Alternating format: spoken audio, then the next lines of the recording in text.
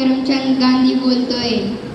हा देश जसा बुद्धाच्या नावाने ओळखला जातो तसा माझ्याही नावाने ओळखला जातो. म्हणूनच तर माझ्यावर 1 लाखाहून अधिक पुस्तके लिहिल्या गेलेली आहे. 700हून अधिक विद्यापीठात गांधी विषय आजही शिकवला जातो. पण माझ्या देशात माझ्या धर्माच्या लोकांनी खून केला. परंतु का?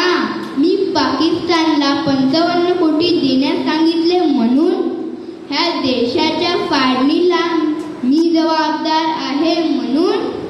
एवढेच थांबले नाही तर मला आरोपीच्या पिंजऱ्यात उभे केले. वीर भगतसिंग, सुभाषचंद्र बोस, सरदार पटेल, डॉक्टर बाबासाहेब आंबेडकर मी यांच्यासाठी काहीच केले नाही असे सांगण्यात येते. मी सत्य, अहिंसा, सत्याग्रह हे शस्त्र हाती घेऊन देशाच्या स्वातंत्र्यासाठी लढलो.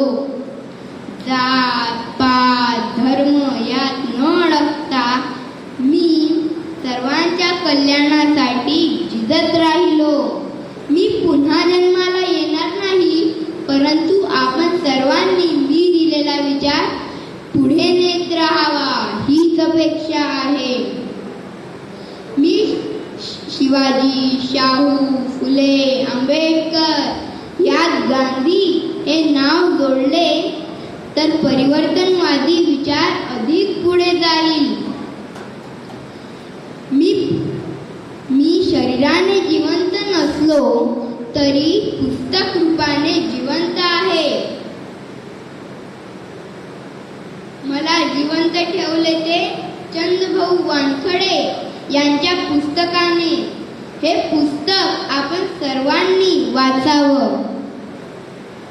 गांधी का मरत नाही, गांधी का मरत नाही, गांधी का मरत नाही.